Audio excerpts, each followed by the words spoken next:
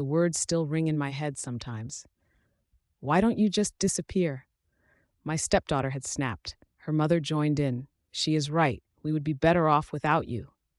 That's how I found myself living in my friend's garage, never believing that my own family had ganged up against me. Worse yet, that I didn't see it coming. By the end of this story, you might think I'm a mean person, but if you've ever given your whole life to someone and they threw it away like it meant nothing, maybe you'll understand. Let's backtrack a bit. Things started falling apart on a Tuesday evening. Funny how you remember these things. I was making dinner, my infamous dad's mystery meatloaf that my stepdaughter Ashley used to love. She'd named it that when she was 7 because I'd never tell her the secret ingredients. Truth is, I just threw in whatever looked good in the fridge, but she didn't need to know that. Ash, dinner in 10. I called up the stairs. No response. Typical teenager stuff, I thought. Sarah, my wife, and Ashley's mother came into the kitchen looking worried. Rob, maybe we should order pizza instead. What? But it's Tuesday. It's always been Meatloaf Tuesday. She's not in a good mood. I wiped my hands on my kiss the cook at your own risk apron, a Father's Day gift from Ashley 3 years ago.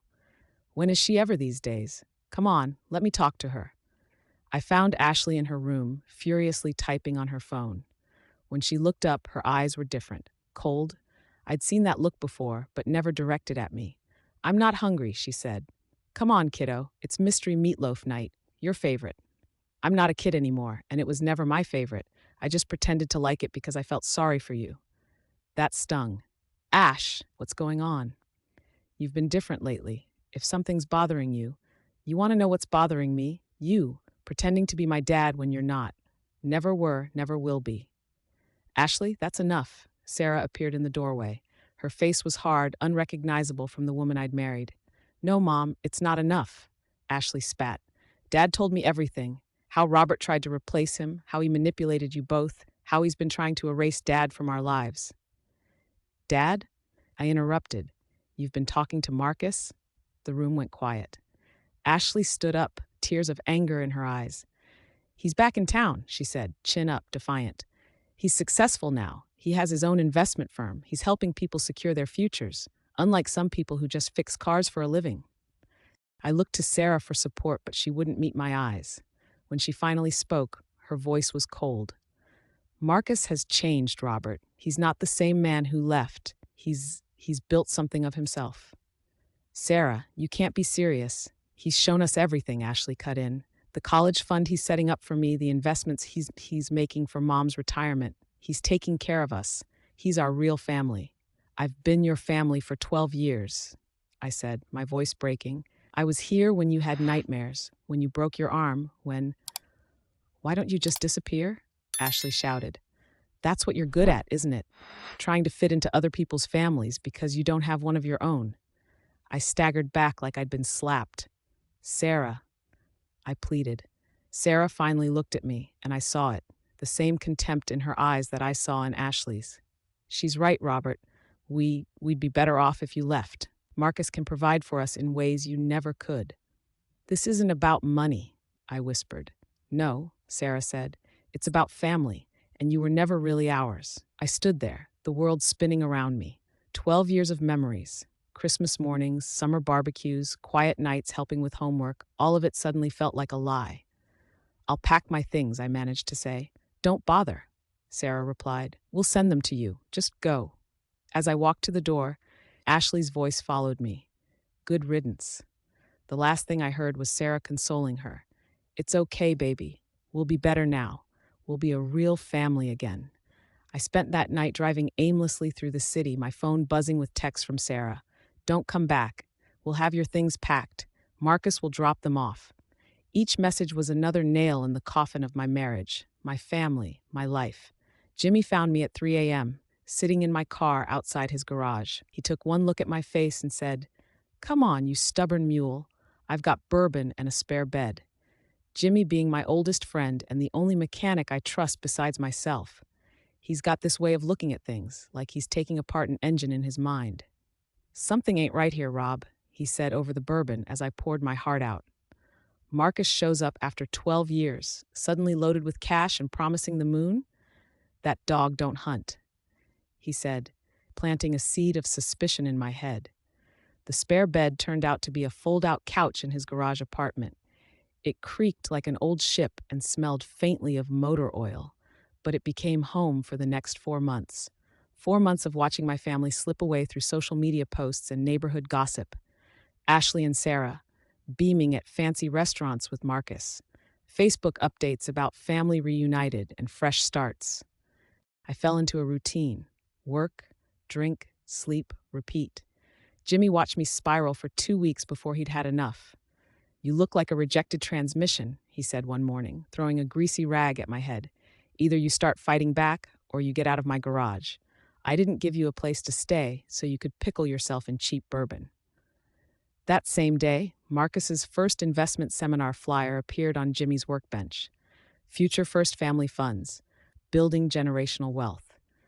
The irony wasn't lost on me. He was destroying my family while promising to build others' futures. It was then that we decided to bring in Jimmy's sister, Detective Chen. She became a regular visitor to the garage.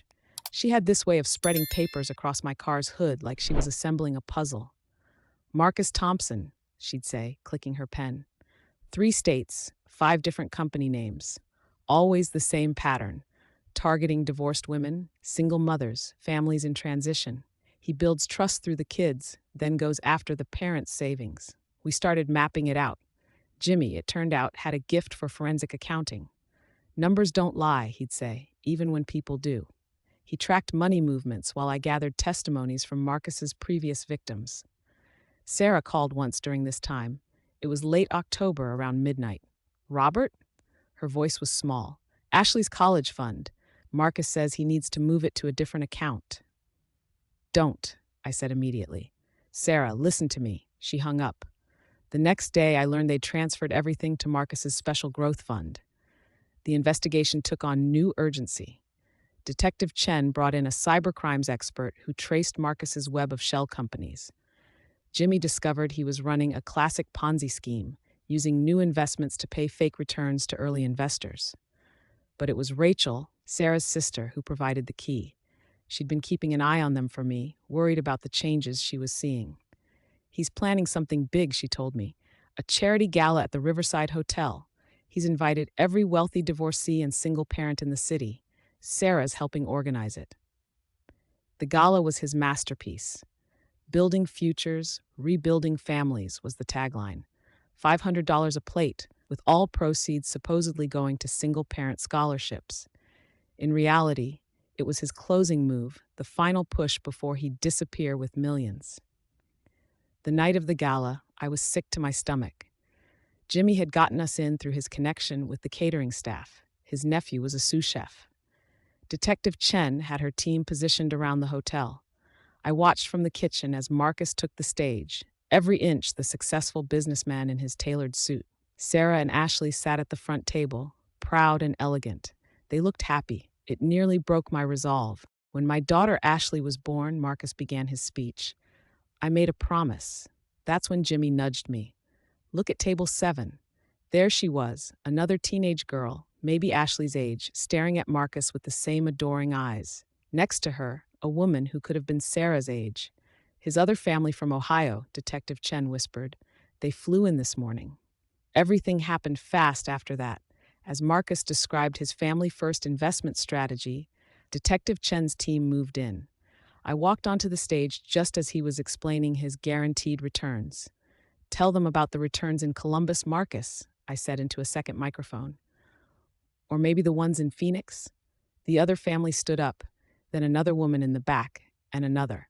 All of them holding up phones, showing smiling photos with Marcus. Different names, different promises. Ashley's face, God, I'll never forget it.